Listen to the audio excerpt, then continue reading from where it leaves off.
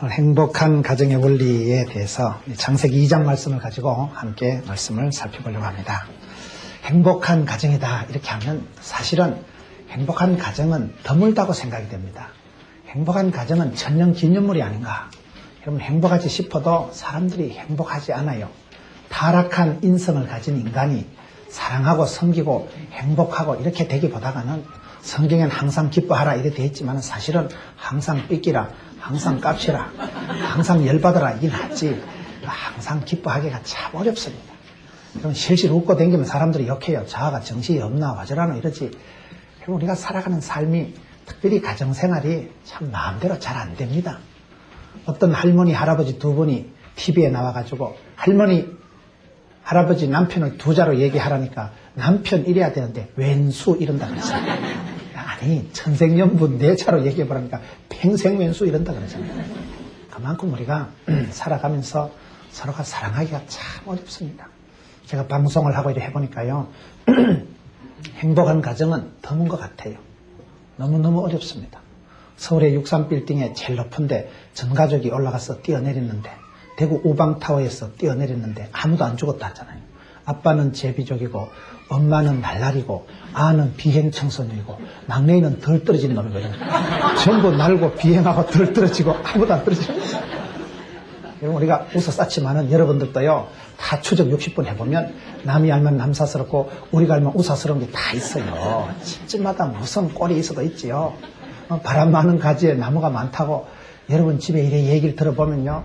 목사님 내가 우리 집안 얘기 다 하려 하면 소설 3권은 적습니다. 이런 집이 많다니까요. 남편이 애를 먹이든지 부인이 애를 먹이든지 아가 또라이끼가 있든지 뭐가 문제가 있을 수도 있고 기도 제목이 없는 집은 드물어요. 다 집집마다 보면 기도 제목이 있고 말로 다 못해요. 여러분 그래서 행복한 가정은 참 어렵다. 드물다. 행복하지 싶어도 나갈 때 물어보시라니까요. 집사님 참 보기가 좋아요. 그래 물어보세요. 니 한번 살아봐라 이러지요. 살아보면 이게 또 다르다 이 말이에요. 그렇기 때문에 행복한 가정은 어렵고 사람이 살아가면서 하루에 또 사르 마르 그래 싶은 게 이게 정상입니다. 타락한 인생은 사랑하고 섬기기보다는 이기적이고 여러분 자기중심적이고 그렇게 살아가기가 훨씬 쉬운 것이기 때문에 살아가기가 쉽지가 않습니다. 결혼은 누가 하느냐? 판단력이 모자라는 사람이 결혼한다는 거예요. 결혼해서 팔자를 고치려고 결혼한다는 거예요. 이혼은 누가 하느냐? 인내심이 모자라는 사람이 이혼한다는 거예요. 조금만 기다리면 똑같을 텐데. 재혼은 누가 하느냐? 기억력이 모자라는 게 재혼한다는 거예요. 기억력이 모자라서 재혼. 그래 고생하고 힘들어놓고 선수 바꾸면 괜찮을 줄 알고 그만 잊어버리고 또 재혼한다는 거예요. 여전도 회원들만 모연데 가가지고 여러분 다시 태어나도 지금 남편하고 결혼할 사람 손들어 하니까 아무도 안 들더래요. 그래 왜 여 집사님 뒤에 손들길래 집사님 와그라요? 그러니까 아따 목사님 뭐 조선명태 별거 있겠어요 뭐 그놈이지 뭐 어차피 돈은 안 되지만 막 재활용해서 살아야 되겠다. 그래 살아야 됩니다. 사람이요 40이 지나면 변하기보다 죽는 게 빠르대요. 사람이 잘 안 변해요. 쏘가지 못된 건 주님 재림하실 때까지 그냥 갑니다. 그거 바꾸려고 고치려고 하면요 내가 먼저 심장이 터져 죽어요. 많이 참으면 여러분 심장병 되고 많이 터주면 고혈압 된다 이러잖아요. 그만큼 사람이 잘 안 변해요. 또 사람이 갑자기 변하면 죽는다 이러잖아요. 그러니까 우리의 가정이 원만하고 화목하고 행복하기보다는 사실은 행복 안 한 게 더 정상이고 더 자연스럽고 더 많은 경우다.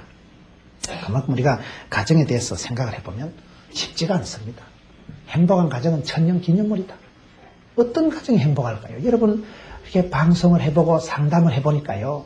남들 보기는 참 행복할 것 같은데 얘기를 들어보면 심각해. 아이고 사는 게 아니라 얘기를 들어보면. 근데 어떤 집은 방송해 보니까요. 한 번은 제가 방송하면서 기억이 나는 게 몇 가지가 있는데 어떤 여대생이 편지를 보냈어요.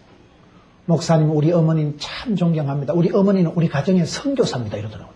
그리고 내용을 들어보니까 이미 딸이 여대생이니까 어머니도 나이가 많잖아요. 그 어머니가 할머니를 7년 동안 이 똥오줌 수발에 다 하던 거예요. 7년 동안 그 할머니가 중풍이 들어서 누워있는데 그 할머니를 7년 동안 극진하게 모시고 그런데 전화를 해서 생방송 인터뷰를 하고 이렇게 편지를 읽어주고 이렇게 하는데 제가 물어봤어요. 집사님 그래 7년 동안 어머니 시어머니 그 수발 다 하던 게 쉬운 일이 아닐 텐데 얼마나 힘들겠어요. 그러니까 대뜸 하시는 말씀이 아닙니다. 하나님이 우리 가정에 얼마나 복을 주시려고, 하나님 우리 가정에 저에게 참 큰 복을 주시려고 제가 어머니를 섬길 수 있는 기회를 주셨다는 거예요.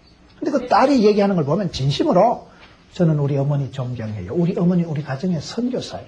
그러니까 그렇게 할머니를, 시어머니를 이 며느리가 모시니까 그 집안의 딸들, 아들들도 다 어머니를 존경하고 집안이 되는 거죠. 한 번은 어떤 분이 편지를 했는데 편지 내용이 자기 딸애한테 감사한 거예요. 딸하고 아들이 있는데 그 집안에 보니까 딸애한테 무슨 편지를 쓰는가 하면, 사랑하는 딸아 고맙다. 너희 오빠가 복합장애인이 되어서 너희 오빠가 몸이 이것도 안 좋고 저것도 안 좋고 너무너무 오빠가 안 좋은데 네가 학교 갔다 와서 오빠 화장실에 가서 이래 뒤도 닦아주고 오빠 밥을 줄줄 흘리면서 먹으니까 밥도 떠먹여주고 고맙다. 네가 최고로 착하노. 내용을 전체적으로 보면요, 이 집안이 상당히 기도 제목이 중한 집안인데도 어린 딸이, 지도 아직 쫓겨난데 어린 딸이 아직도 초등학생인데 그 오빠가 여러 가지로 불편해서 중증 복합장애가 돼가지고 집에서 그저 똥오줌도 못 가리고 이래 있는데도 그 여동생이 오빠 밥도 먹여주고 오빠 뒤 닦아주고 그걸 아버지가 고맙다 우리 딸아. 이야, 기가 막히더라고요. 근데 그 가정에 전화로 인터뷰를 해보니까 참 행복한 가정이에요. 너무너무 행복한 가정. 여러분 그렇습니다. 행복할 조건을 가지고 찌지고 뽑고 싸우고 국제적으로 이혼하고 이런 가정이 있고요. 전혀 행복할 것 같지 않은데도 행복하게 살아가는 가정이 있더라고요. 행복한 가정은 해 한 사람만 있어도 행복하다잖아요. 해 한 살 알아요? 붕어빵 1,000원에 4마리잖아요. 황금잉어 4마리. 되는 집은 풀빵 1,000원어치 사와가지고도 이래 기도하고 웃고 먹는 집안 있고, 안 되는 집은 돈 놓고 싸워, 돈 놓고. 국제적으로 싸운다는 거예요. 그렇기 때문에 행복하냐 행복하지 않느냐는 것은 참 우리가 사람이 얼핏 보기엔 청량하기가 어렵습니다. 남들 보기엔 참 부부지간의 사이가 좋은 것 같아도요, 집안에 들어가 보면 별 희한한 일이 다 있어요. 남들 보기에는 아닌 것 같아도, 기본적인 조건이 열악한 것 같아도 그것 때문에 기도하고 그것 때문에 서로 이해하고 그것 때문에 사랑하는 집안이 있다 이거예요. 어쨌든 사랑하고 행복하고 그런 집안은 대단히 드물다. 기본적으로 깔고 들어가죠. 어느 가정이나 여러분 좀 애로사항이 있고 집안에 기도 제목이 있고 부부지간에 잘 안 맞으면 우리 집은 에브리지 이상은 되는구나, 그렇게 생각하시면 돼요. 다 처음부터 조건 좋고 원만한 가정은 없습니다. 이것저것 생각하면요, 건강 문제, 물질 문제, 성격 문제, 뭐 자녀 문제, 문제가 많은 게 정상입니다. 바람 많은 나무에 가지에 나무에 바람이 많다니까요. 헷갈려 이게 말이죠. 그러면 우리가 어떻게 살아가야 될까요? 예수 믿는 사람은 행복해야 되고, 여러분 성경에 항상 기뻐하라 했는데 어떻게 행복할 수 있을까요? 그 원리를 우리가 살펴보기 위해서는 성경으로 돌아가야 돼요. 항상 말씀으로 돌아가야 돼요. Back to the Bible. 말씀으로 돌아가보죠. 창세기 2장은 하나님께서 아담과 하와를 만드셔서 최초의 결혼식을 한 말씀입니다. 가정과 교회는 하나님이 창조한 것입니다. 이런 물건은 다 사람이 만든 것이지만 여러분 가정과 교회만큼은 하나님께서 직접 창조하신 것입니다. 창조자 하나님께서 어떤 의도를, 계획을, 어떤 플랜을 가지고 하십니다. 하나님께 마스터 플랜이 있기 때문에 하나님의 의도와 그 디자인하신 하나님의 생각을 우리가 알아야 돼요. 여러분, 마이크 가전제품을 사면 반드시 제품 설명서가 따라옵니다. 냉장고를 사고 다리미를 사면 여러분 사용 설명서가 따라옵니다. 요거는 100볼트용입니다. 이것은 습기를 싫어합니다. 이것은 충격을 싫어합니다. 사용 설명서, 제품 설명서를 보고 해야 되지. 여러분 100볼트 다리미 사서 급하다고 220볼트 꼽으면 불나요. 설명서를 잘 보고 써야 됩니다. 여러분이 교회 건물에 기둥이 보기 싫다고 이 기둥 싹둑싹둑 자르면 삼풍백화점처럼 자빠집니다. 여러분 무엇이든지 집을 지어도 설계 도면대로 지어야 됩니다. 잘 짓고 잘 짓세, 우리 집 잘 짓세. 만세 반석 위에 집을 지어야 되지. 덮어놓고 살면요 막가파가 돼요. 성경을 펴놓고 살아라. 덮어놓고 살지 말고 성경을 펴놓고 성경 말씀에 어떻게 기록되어 있느냐, 하나님의 창조의 원리를 따라서 하나님께서 창조하신 가정은 어떻게 만드셨는가, 그걸 잘 따라서 살펴서 해야 된다 이 말이에요. 그래서 가정을 우리가 살펴볼 때 여러분 가정은 하나님이 직접 창조하신 것인데 가정의 원리가 뭐냐, 성경에 오늘 8가지 원리가 나와요. 여러분 우리가 집을 찾아갈 때도 약도를 보고, 여러분, 지도를 보고 찾아가야지. 계속 가다 보면 방콕에 넘어가고 성서가고 이럽니다. 지도를 보고 집을 찾아가야 되고, 사용 설명서를 보고 물건을 써야 되고, 여러분, 우리가 무엇을 하든지 설계 도면이 중요하듯이 가정도 그렇습니다. 가정에 하나님께서 창세기 2장에 아담과 하와를 만나게 하셔서 최초의 가정을 이루셨는데, 이 가정이 어떻게 형성이 되고 가정은 어떻게 살아가야 되느냐, 그 원리를 살펴보려고 합니다.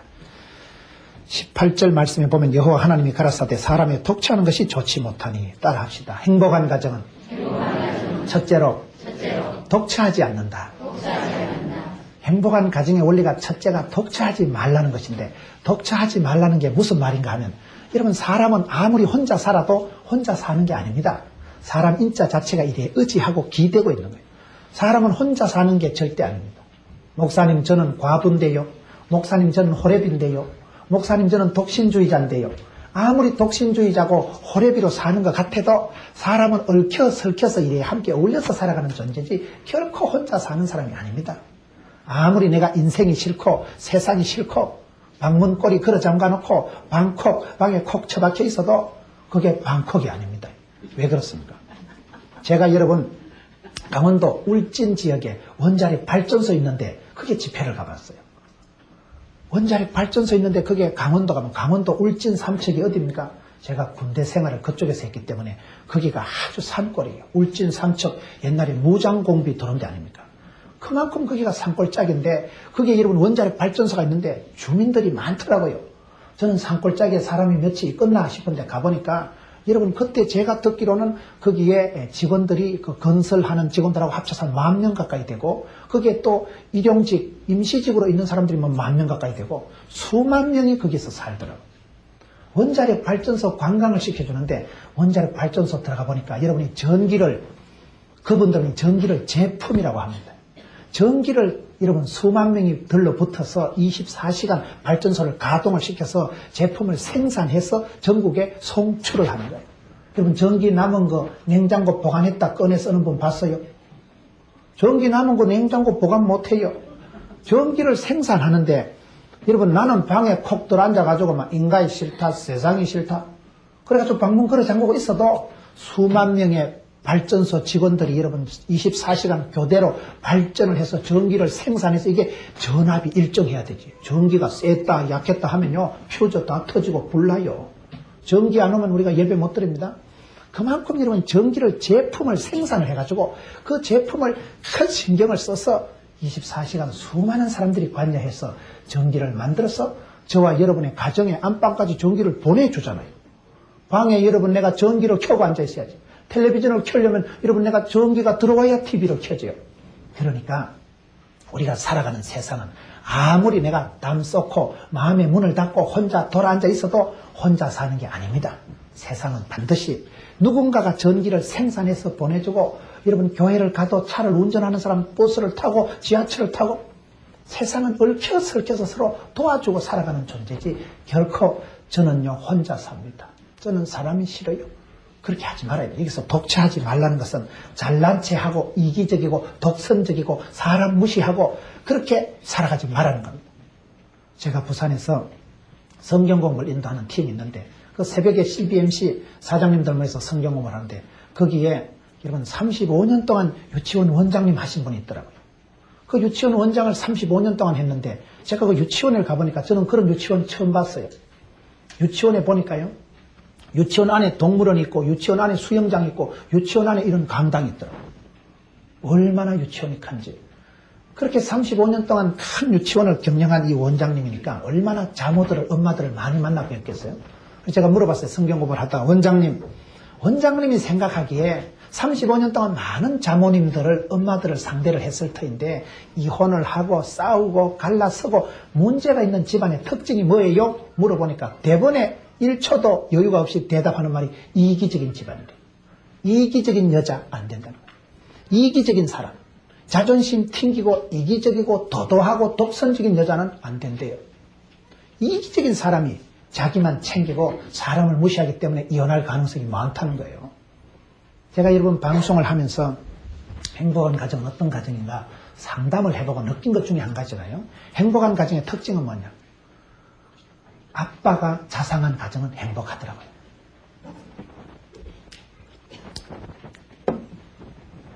아빠가 자상한 가정은 어떤 가정이냐? 엄마가 자상하는 건 단 거이고, 엄마가 집에서 뭐 아이들하고 오손도손 얘기하고 사이좋게 잘 지내는데, 엄마가 자상한 건 당연한 일이지만 아빠가 자상하다는 건 뭐냐? 어떤 집에는요, 엄마랑 아이들이 재밌게 놀다가도 아빠가 퇴근하면 조용해라. 너가 아버지 성질 모르나? 죽을라나? 이런 집이 있어요. 아버지 퇴근하시면 애들이 갑자기 그냥 방으로 다 들어가든지 해야지, 괜히 말 잘못 걸렸던 아버지한테 맞아 죽어요. 강압적인 아버지, 독재적이고 파쇼적인 그런 아버지 밑에서는 애들이 대화를 못해. 혼나니까. 일방적으로 꾸지람이 폭탄이 떨어지니까. 그래서 아빠가 자상하다는 것은 그 아이가 학교 갔다 오면 칫솔에 요리 치약을 짜주고, 그 아이들 뭐 하는데 아이들하고 장난치고 아주 원만하고, 아빠가 자상하다는 대화 가능한 집안이다 이 말이에요. 엄마가 설거지를 해도 뒤에 가서 아빠가 이리 안아주고, 그럼 아이들이 볼 때 우리 집안은 참 분위기가 좋아. 나는 아빠 같은 남자랑 결혼해야지. 나는 엄마 같은 여자 만나면 결혼해야지. 그런 집안이 원만하지.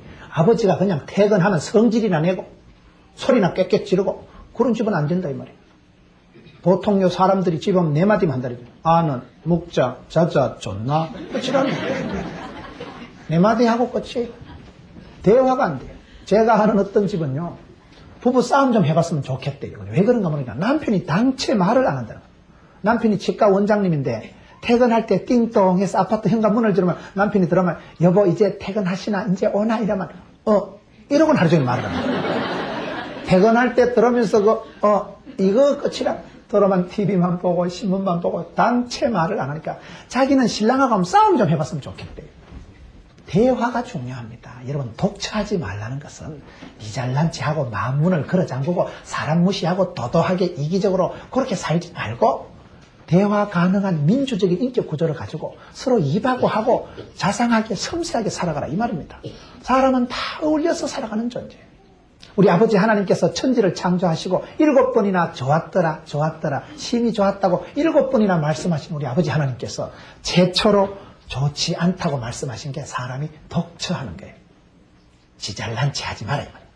도도하게 이기적으로 마음문을 걸어 잠그고 하는 그게 자기만 꼴꼴한 거예요. 연애에 실패하는 사람들은 대체적으로 여러분 자존심 튕기는 사람들. 유달리 자존심이 강한 사람들이 연애에 실패할 가능성이 많습니다. 사실은 그건 자존심도 아니에요. 사랑하면 자존심 없습니다. 사랑하면 체면 없습니다. 사랑 안 하니까 인간적인 눈치 보고 다른 게 부수적인 게 커지는 거예요. 여러분, 내가 사랑해보세요. 무엇이 부끄러워요? 사랑해보세요. 쇼를 합니다. 사랑하면 시인이 되고 사랑하면 이벤트가 생깁니다. 우리가 어디 가든지 어울리는 사람이 돼야 되는데 독처하는 사람들이 있어요. 아주 이기적이고 자기밖에 모르는 그런 사람들은 어디 가도 어울리지 않기 때문에 이게 문제라는 거예요. 여러분 좋은 사람, 나쁜 사람이 뭔지 아세요? 나쁜 사람은 나뿐인 사람을 나쁜 사람이라고 조화로운 사람을 좋은 사람이라고 한대요. 좀 받아 적어요 이런 건. 좋은 사람은 조화로운 사람, 나쁜 사람은 나뿐인 사람, 이기적이니까 나쁜 사람이죠. 여러분 부부간에 대화 가능한 사람이 돼야 되는데 대화가 안 되는 거예요. 대화가 뭐라 했어요? 대놓고 화내는 게 대화라니까요. 성질만 뻘컥 내지. 오손도손 여러분 제번 서로가 얘기가 되면 그때 마음이 통하고 여러분 뭐 뜻이 통하고 집안이 원만한 가정이 되는데 대화가 안 되는 가정이 너무나 많습니다. 대화 가능한 사람이라는 게 이게 어울리는 사람이라는 거예요. 조화로운 사람. 자기를 그렇게 만들어야 됩니다. 처음부터 대화 잘하는 사람 아무도 없어요. 싸움도 적극적인 대화란 말이 있습니다. 싸움을 통해서 그때 서로가 알아차리는 거예요. 여러분 이 컵에 이게 꾸전물이라 합시다. 큰 꾸전물 물통이라 합시다. 시골에 소 물 주는 거 큰 죽통에 물을 담아놨다고 합시다. 이 꾸전물을 담아놨는데 이게 몇 시간 지나면 여러분 밥풀 떼기 하고 건더기가 착 깔아앉으면 위에 있는 물은 맑았습니다. 그거 보면 깨끗하지요. 그런데 그걸 바가지 가지고 소 주려고 한 바가지 한번 떠보세요. 밥풀 떼기 확 올라올 때 보면 흉측합니다. 사람이 싸울 때 그런 현상이 나타나는 거예요. 평소에 내숭 떨고 요조 숭뇨하고 있을 때 몰라요. 뭐 사람 멋있다, 야 내성적이다, 야 지성적이다. 지성적인 게 뭔지 알아요? 어떤 사람은 지랄 같은 성질을 지성적이다. 대단히 지성적이고 내숭을 떨고 앉아있는데 한번 건드려 봐요. 자존심 한번 건드리고 이권이 한번 10원짜리 한번 개입이 돼봐요. 성질 뻘컥 뒤집어질 때 보면 저기 인과이가 짐승이가. 사람이 싸울 때 보면 인격의 화한선이 확 드러나요. 인격의 미천이 확 드러날 때 우정물 단지에다가 바가지 가지고 한 바가지 뜨면 밑에 빠뿔떼기 시래기 덩어리 확 올라올 때 보면 아이고 흉측해라. 싸울 때 사람의 미천이 드러나는 거예요. 아따 성질 무섭다. 아따 사람 대단하구만. 평소에는 그렇게 내숭 떨고 있어도 돈이 관계되고 자존심이 관계되면 달라져요. 그래서 싸워봐야 돼. 연애 10년 해도요 내숭 떨고 있을 땐 몰라요. 결혼해서 일주일만 살아봐요. 박소 같네 박소 같네 이래 된다니까. 연애할 때는 여러분 몰랐는데 같이 살아보니까 얼마나 혈기가 많고 얼마나 이기적이고 얼마나 성질급하고. 그렇기 때문에 싸움조차도 대화라니까요. 싸움이 적극적인 대화라는 걸 싸울 때 서로 미운정이 들어. 미운정이. 사람이요 어릴 때요 싸우면 친구 된다고. 싸우다 보면 미운정이 들고 아, 저 양반이 성질이 이렇구나. 저 양반이 저런 얘기만 하면 희떡 넘어가는구나. 그때 진짜를 알아차리는 거예요. 그래서 싸움도 적극적인 대화이기 때문에 대화를 하시라니까요. 진짜 심각한 집안은 싸움이 안 됩니다. 진짜 심각한 집안은요 남편 생각을 안 하고 부인 취급을 안 하는 집안은 안 싸워요. 포기했는데 버렸는데 왜 싸워요? 진짜 심각한 집은 싸우면 안 됩니다. 네가 이혼을 하든지 말든지 어차피 니를 가족으로 생각을 안 할 때는 냉정해집니다. 부부 싸움이 안 되는 가정은 심각하다니까요. 끝장난 집안은 싸움을 안 합니다. 기대가 있고 소망이 있으면 싸워서라도 자꾸 맞추게 되기 때문에 부부 싸움 없는 걸 다행하다고 생각하지 마세요. 진짜 싸움이 안 되는 가정은 나중에 황혼 이혼합니다. 신랑 퇴직금 받는 날 그날 그냥 이혼하고 퇴직금 챙겨서 도주하고 맙니다. 그만큼 부부 싸움은 가정의 부흥이다 이럽니다. 부부 싸움이 왜 가정의 부흥입니까? 부부 싸움은 칼로 물베기를 하는데 싸움도 한 번 안 하는 가정보다는 부부 싸움이라도 하는 가정이 낫다 이 말이에요. 왜 그렇습니까? 저녁에 한 판 싸워봐요. 그럼 새벽에 기도 나오면 다 회개가 되잖아. 하나님 어제 제가 그 말 안 해야 되는 건데. 새벽 기도 나오면 회개하고 눈물 흘리고 하나님께 회개하면 하나님이 또 다 용서해 주시잖아요. 용서받고 회복받고 원기를 돋가가지고 그날 저녁에 가서 한따까리 더 싸웁니다. 그래 가지고 10년만 싸워봐요. 10년. 그러면 나중에 싸울 일이 없어요. 그게 그래 된다니까요. 대화가 중요하다. 대화가 왜 중요하냐. 부부 싸움이라도 하면 그 싸우는 그때 미운정이 들고 싸우다 보면 아, 저 양반은 시댁 얘기만 하면 희떡 넘어가는구나. 그래서 상대방을 진면목을 알아차리가 되고 싸움을 통해서 정이 드는 거예요. 정이 드는 거예요. 그래서 부부 싸움은 오히려 가정의 부흥회가 되는 거예요. 싸울 때 그때 여러분 서로가 알아가기 때문에 여러분 내숭 떨고 사람을 무시하고 살지 말고 싸움을 걸어서라도 안 되면 그냥 신랑이 말을 안 들으면 옆에 앉아가지고 여보야 자기야 시끄럽다 됐다 이래 해도 계속 얘기를 해봐요. 자꾸 얘기를 하다 안 되면 옆구리를 간질해가지고 막 깎고 하면 막 나라 와이라 너 하하하 이래 된다는 거죠. 억지로라도 웃겨서라도 생쇼를 해서라도 조금만 유치하면 행복할 수 있습니다. 대체적으로 보면 거룩한 집은 행복하지 않아요. 여기서 거룩하다는 건 점잔을 피우고 말을 잘 안 하고 이런 집은 행복하네요. 제가 집사람하고 관계를 보면요. 집사람하고 사이가 좋을 때는 유치하고 사이가 안 좋으면 아주 사람이 점잖아지더라고요. 집사람하고 사이가 안 좋고 썰렁할 때는 새벽에 일어나서 버떡 일어나라. 어때 사마가 돼가지고 꾸물거려. 교인들 다 본다. 빨리 온나. 여자야 따라오든지 말든지 앞에 휘적휘적 걸어갑니다. 굉장히 거룩하게 걸어요. 너무도 당당히 걸어가고 쳐다보지도 않아요. 그럴 때. 사마가 돼가지고 버떡 온나. 교인들 다 보는데 쿠사리를 주고 뭐라 하고 막 그래요. 그런데 집사람하고 사이가 좋으면요. 절대 점잖하게 못 걸어가. 자기야 우리 묵집바 할까? 아파트 계단 올라갈 때 우리 가위바위보 하자. 그래가지고 묵집바 해가지고 뒤에서 이거 하고요. 얼마나 재밌는데. 재미가 좋으면 그냥 막 자기야 이렇게 가위바위보 하고 올라가는데도 얼마나 유치 찬란하지만 집에 가시걸랑 조금 유치하게 사세요. 월목에 기부스를 하고 헐그레 당당하게 혼자 독선적이고 강압적이고 이기적으로 살지 말라. 독처하지 말라. 어디 가도 어울리는 사람이 돼야 돼. 조화로운 사람이 되지 나뿐인 사람이 되지 말라니까요.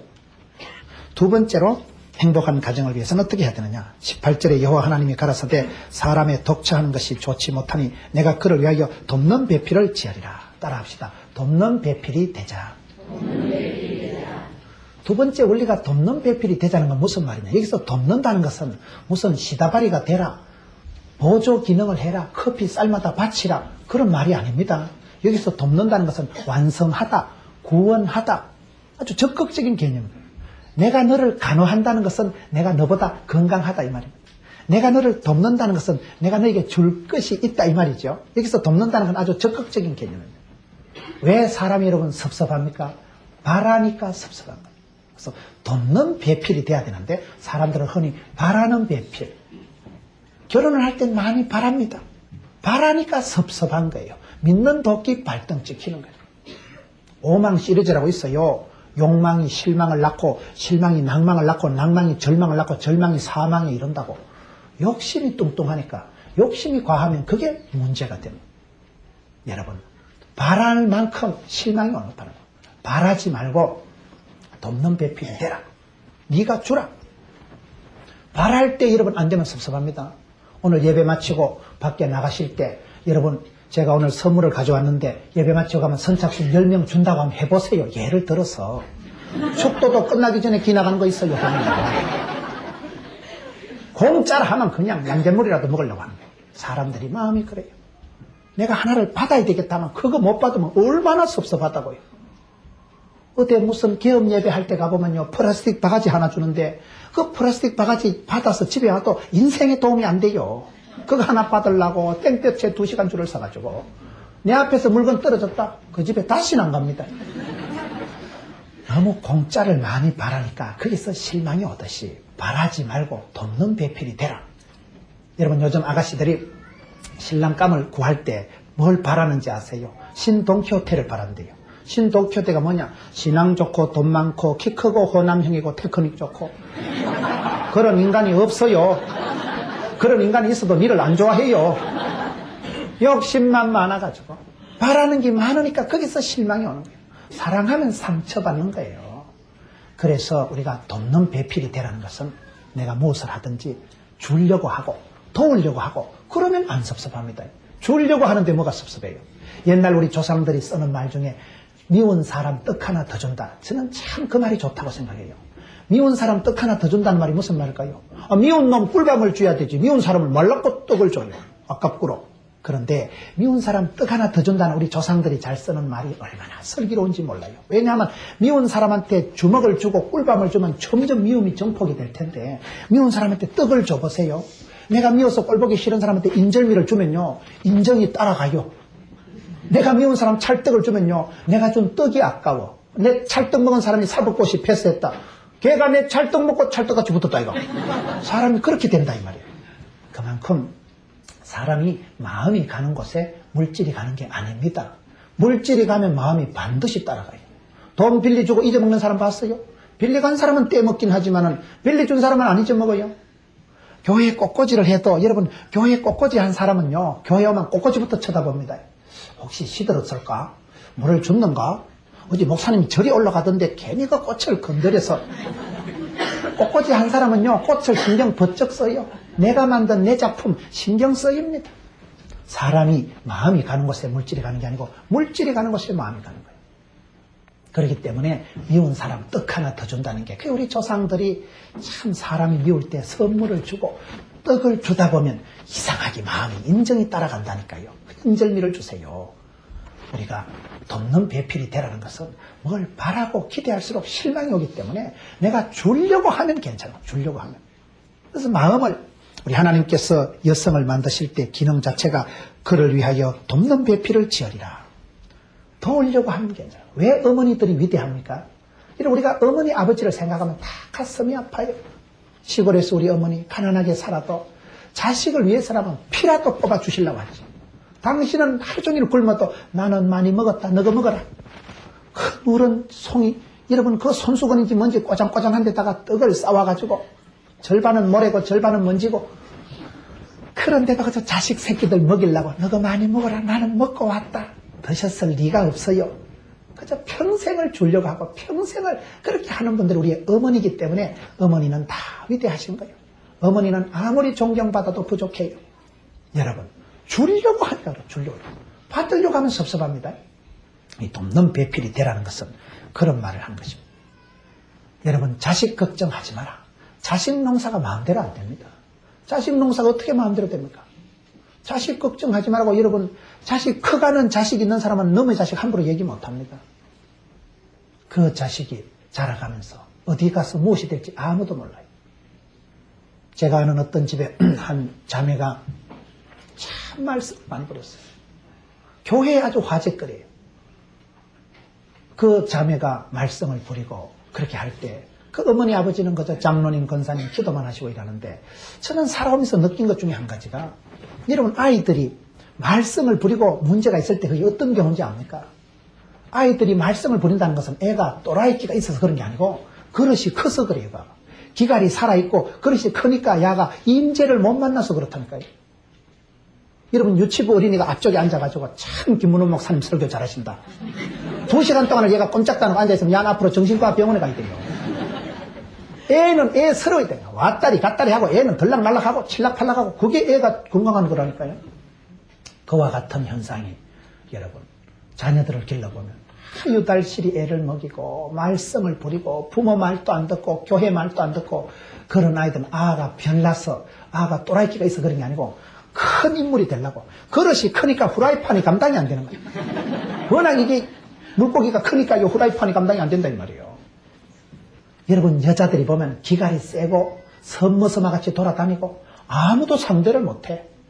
그런데 그런 뻘따위 같은 그런 섬머섬아 같은 여자가 어떤 총각을 하나 만나면 그대 앞에 서면 왜 이리 작아지는지 모른다고 그만 고분고분해지는 수가 있어요. 그게 왜 그런지 알아요? 임자 만났어. 그래, 임자 만났어.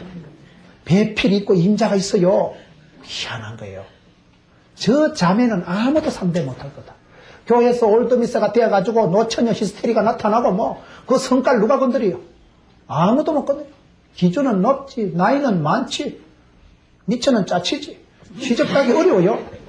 그랬던 자매가 어느 날 이상한 총각을 하나 만났는데 그 총각한테만 가면 고분고분하고 길을 못 피고 임자 만나서 그런 거예요. 임자가 뭔지 알아요? 주님이 임자 아니겠어요? 인생은 주님을 만나면 방황이 멈추고, 성도는 여러분 좋은 지도자, 좋은 교회, 좋은 성도를 만나면 영적인 방황이 멈추는 거예요. 임자 만나야 돼. 임자. 돕는 배필이 되라는 건 뭐냐? 내가 여러분 도우려고 하면 안 섭섭해요. 바랄 때마다 반드시 실망이 오고 낭망이 옵니다. 그래서 여기 두 번째 원리는 돕는 배필이 되라고 했는데, 자식 걱정을 하지 말아요. 자식 농사가 마음대로 안 됩니다. 문제 부모는 있어도 문제 자녀는 없어요. 본때 있는 게 뭐라고 했습니까? 본기 들은 기 많은 건 본대로 들은 대로 되기 때문에 그렇습니다. 애들이 문제가 있는 건 반드시 부모의 문제입니다. 어떤 젊은 부부가 그런 얘기를 하더라고요.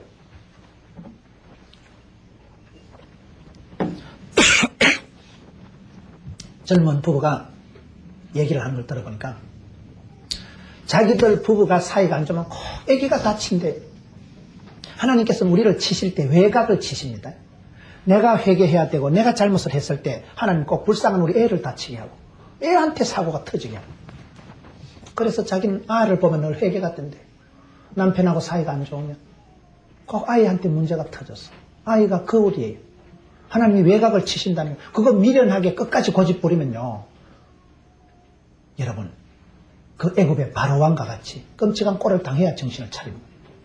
그래서 항상 하나님께 우리에게 사인을 주실 때 돌라서 사인을 주세요. 빙빙 둘러서 눈치가 빨라야 빨리. 아, 내가 회개해야 되는구나. 하나님께서 우리를 치실 때, 어린애를 치실 때 그 어린애를 보고 그게 믿음의 거울이 돼야 됩니다. 애들 보면 알 수 있어요. 어떤 목사님이 신방을 갔는데 어떤 가정에 가니까 어린 애기가 있다가 목사님 오는 거 보고 엄마 저거 온다 이러더래요. 평소에 집에서 밥상에서 얘기를 할 때 목사를 보고 이거 저거 이렇게 얘기를 해놓으니까 애가 볼 때 저거 오거든 지금. 엄마 저거 온다. 그게요, 가정교육의 거울이에요. 평소에 밥상 문화가, 평소에 집안에서 대화 수준이 어떤가, 애는 속일 줄 모릅니다. 애는 그냥 표가 나버립니다. 그런 수가 있는 거예요. 그렇기 때문에 자식 걱정하지 말아요. 자식 농사가 마음대로 안 됩니다. 그렇게 말씀 부리던 아이가 여러분 좋은 총각을 만나가지고 그래가지고 결혼을 해가지고 살아가는데, 그 아이가 지금은 대박을 터뜨려가지고 한국 최고의 작가가 돼가지고 인쇄만 해도 수억씩 들어오는 그런 자매가 됐어요. 우리 부목사님이, 목사님, 그 자매님이 대박을 터뜨렸습니다. 이 자매님이 밤에 그림을 그리고 남들하고는 은사가 다르니까 그걸 보통 사람은 이해를 못하는 거예요. 별난 사람이 되고 말썽꾸러기가 됐는데 그것은 말썽꾸러기가 아니고 개고장이라도 좋다. 튼튼하게만 자라다오. 그 말이 틀렸다 그래요. 개고장이로 자라야 됩니다.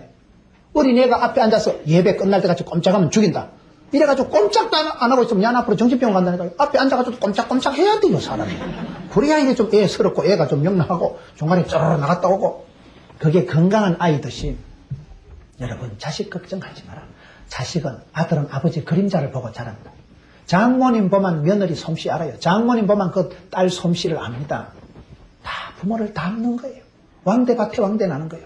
그렇기 때문에 자식 걱정하지 말고 당신 부부 둘이 행복하라 이 말이에요. 부부가 행복하면 그 설화에서 저절로 아이들이 행복하게 자랍니다. 원만하게 자랍니다. 그런데 엄마 아빠가 행복하기가 어렵다 이 말이에요. 누가 사랑 안 하고 싶습니까? 누가 행복 안 하고 싶습니까? 행복하기가 어려운 거예요. 붙었다 하면 싸우는데 붙었다 하면 천적관계. 적과의 동침 25년째인데 지금. 그럴 때 어떡하냐 이 말이에요. 자, 자식 걱정하지 마라. 당신들 내외가 행복해라. 어쨌든 행복해야 된다니까요. 근데 행복이 잘 안 되고 대화가 잘 안 될 때 어떡하느냐. 따라합시다. 니나 잘해라. 이게 오늘 주제예요. 니나 잘하라. 네가 돕는 배필이 되라. 네가 은혜 충만히 유지하고 네가 건강하고 네가 행복하면요. 상대방도 저절로 행복이 됩니다. 북극의 고슴도치 사랑이라고 알아요? 북극의 추운 지방에 고슴도치가 2마리가 살았는데 같이 떨어져 있으니까 얼마나 추워요. 야 우리 붙자. 가까이 붙어있으면 좀 따뜻한. 붙으니까 가시를 가지고 서로 찌르는 거예요. 어떡해봐라. 붙으면 찔려서 피가 나서 죽을 것 같고 떨어지면 추워서 얼어 죽을 것 같고 이거는 오도 가도 못하는 거예요. 붙으면 서로 가시를 콕콕 찌르고 떨어지면 썰렁해서 안 되고. 우리가 그런 수가 있습니다. 내가 상처를 주고받는 사람이 되면 행복할 수가 없어요. 내가 건강하고 내가 행복하고 내가 은혜가 충만해서 내가 도울 낫고 돕는 배필이 되면 복식 경기하듯이 워낙 실력이 출중한 사람하고 탁구 치면 잘 됩니다. 그래서 부부 생활은 거의 절반은 반드시 나에게 책임이 있는 줄 알고 내가 철저히 돕는 배필이 되잖아요. 도우려고 하면 되는 거예요. 내가 실력을 갖추고 내가 은혜를 유지를 해야 됩니다. 내가 먼저 도우려고 그만큼 실력을 갖추면 되기 때문에 자식 걱정하지 말고 배우자 원망하지 말고 니나 잘하세요. 이런 세미나를 해도 설교를 해도 꼭 앉아가지고 맞아 오늘 그 인간이 와서 들어야 되는데 그런 사람이 있어요. 남편 신경 끄고 니나 잘 들으세요. 내가 은혜 받고 내가 행복해야 되는데 내 마음이 쪼들리니까 내 마음 짚고 남 얘기한다고 내가 은혜가 고갈이 돼 있으니까 집에 가면 깍지고 신경질적인 반응을 낸다 이 말이에요. 돕는 배필이 되라. 주고 치워요. 도저히 사랑이 안 되거든 포기의 축복이 있습니다. 제가 아는 어떤 부부가 교회 집 산데도요 얼마나 바람을 피우고 술을 먹으면 술집 여자를 집에 데리고 오는 거예요. 안수 집사. 그러니 얼마나 기가 막히고 아들이 군에 간 정도인데도 싸워도 해결이 안 되고 경부선 내일 가듯이 가까이 하기엔 너무 먼 당신 가까이 있는데도 붙지를 않은 거예요. 계속 이렇게 가는 거예요. 여러분 그런 가정이 많습니다. 얼마나 싸움을 하고 아들이 군에 갈 정도면 벌써 많이 살았잖아요. 그런데 이분이 자수성가한 분이에요. 제가 자취를 11년 했습니다. 저처럼 이렇게 자취를 오래 한 이런 인간들이 좋은 인간이 아니에요. 자취를 11년 했으면 설거지를 잘 해주겠어요? 안 해주겠어요? 징그러워서 안 합니다. 그러니까 여러분 이분이 고생을 많이 한 분이에요. 혼자 자수성가하다 보니까 여러분 자수성가한 사람들의 특징이 뭐냐? 사랑을 많이 못 받았어요. 이분이 너무너무 어렵게 자란 분이에요. 사랑받지 못하고 인정받지 못하고 어렵게 자라다 보니까 가슴이 허한 거예요. 마음이 허하니까 술집 여자한테 가서라도 폼을 잡으려 하는 거예요. 그 허기진 가슴을 채우려고 자꾸 방황을 하는 거예요. 사람이 사랑을 못 받으면 그렇게 된다 이 말이에요. 싸워도 끝이 없고 어떤 때는 토요일은 거짓하지 마라. 토요일마저 술을 퍼마시고 술집 여자를 집에 데리고 오니까 얼마나 여러분 한숨이 나오고 그래가지고 이 부인이요 교회 가면 오늘 집사님 왜 안 왔는데 서울 출장 갔다. 출장 갔긴 집에 가시나고 지금 자빠져 자는데 말을 못하는 거요. 거짓말을 해야 되고 변명을 해야 되고 한수 집사인데 그러다 이분이 은혜를 받은 게 포기의 축복을 받는 거예요. 내가 포기를 하자. 포기를 하면 어떤 현상이 나면 일단 싸움을 안 해요. 포기했는데 왜 싸워요? 수준이 비슷하니까 싸운다니까요. 포기하고 나서 이래 보니까 불쌍한 거예요. 저 인간이 성장 과정이 불우해가지고 어릴 때부터 사랑을 못 받고 자랐어요. 부모 사랑을 못 받고 자라서 너무 저렇게 모질게 살다 보니까 가슴이 모질어가지고 가슴에 사랑의 은혜가 잔고가 없으니까 그만 사람이 떼글떼글하고 포기하고 차다 보니까 남편이 적응한 거예요. 불쌍한 거예요. 그래서 해장국을 해가지고 아침에 먹어라. 양다리 걸친다고 얼마나 피곤하겠노. 해장국을 해먹이니까 이상하잖아요. 다른 때 같으면 아침에 와장창하고 TV가 깨지고 접시가 날아가야 되는데 부인이 포기하고 보니까 남자가 불쌍한 거예요. 사랑을 못 받아서 저리 방황을 하는 거예요. 그래 해장국을 껄쭉하게 해가지고 먹이니까 남자가 좀 미안하잖아요. 자는 여자도 깨어서 니도 먹어라. 얼마나 남은 집까지 왔어. 니도 출장까지 와가지고. 옛날 같으면 난리 쳤지. 포기하고 나니까 내가 흥분이 안 됩니다. 내가 화딱지가 안 납니다. 그게 낫다니까요. 그래서 내 마음이 컨트롤이 되고 그 다음에는 잘해주니까 남편이 미안한 거예요. 남자는 미안한 생각이 드는 거 은혜 받은 증거입니다. 여보 내가 좀 심했지. 그러면서 그분이 회개를 하고 그게 고쳐지더라고요. 바가지 긁으면 안 돼. 바가지 긁으면 절대로 반성 안 합니다. 남편 바가지 긁어서 회개하는 거 봤어요? 남자들은 청개구리 건성이 있기 때문에 바가지를 긁으면 점점 어긋장을 놓습니다. 밤새도록 TV 볼 때 TV 좀 꺼서 새벽기도도 안 가면서 그래 보세요. 소파에 들어놓고 자다가도 TV 끄면 좀 뻘떡 깨가지고 일 나와서 켜놔라 이럽니다. 남자는 하지 마라 하면 더 해요. 그럼 어떻게 해야 되느냐. 제가 변화시키는 비결을 가르쳐 드릴게요. 바가지 끓고 깍지 뜯으면요 점점 방어 논리가 개발돼가지고 안 돼요. 그럴 때는 칭찬을 하세요. 남자를 변화시키는 어쨌든 띄워야 돼요. 당신 최고다. 남자는 칭찬 한번 하면 2달 간다 이러잖아요. 칭찬을 해서 붕붕 띄우면요 지 잘난 줄 알고 정신을 못 차려. 그때 그냥 계속 붕붕 띄워가지고 콱 쳐박는 게 빨라요. 그게 띄워서 쳐박는 요법이 빠르다니까요. 하지 마라 하면 더 하는데 남편이 늘 TV만 보고 있걸랑 여보야 텔레비전 보신다고 얼마나 노고가 많으십니까. 와이드 비전 큰 거 사드려요. 빚을 내서 큰 TV를 가서 사드리고 TV 보신다고 얼마나 허리가 아프겠습니까. 쿠션 사다 등떼기 공가줘요. 쿠션 사다 공가주고 오징어 수름에 이까 땅콩 구워서 세트로 진열을 해주고 더 쉬워요. 그리고 애들 다 불러내야 나와라. 아버지 텔레비전 시청하실 때는 아무것도 하지 말고 한 줄로 서라. 그러면 신랑이 생각해 야 이러다 집구석 거들 나갔다. 남편이 정신을 차려야지. 가장이 판단을 내려야지. 하지 마라 하면 더 한다니까요. 하지 마라 해가지고 바가지 끓여서 변화가 안 되기 때문에 남편 길을 좀 살려주세요. 안 그래도 안 돌아가는데 4호정 56도 286 했었는데 길을 죽여가지고 남자는 기죽으면 회사 가서 무사히 구조조정 돼가지고 온다는 말이 있어요. 어쨌든 칭찬하고 길을 살려줘야지. 돕는 배필이 되라 이 말이에요. 그저 도와주고 정 사랑이 안 되걸랑 포기라도 하시라니까요. 그래서 그 부부가 회복이 되는 거예요.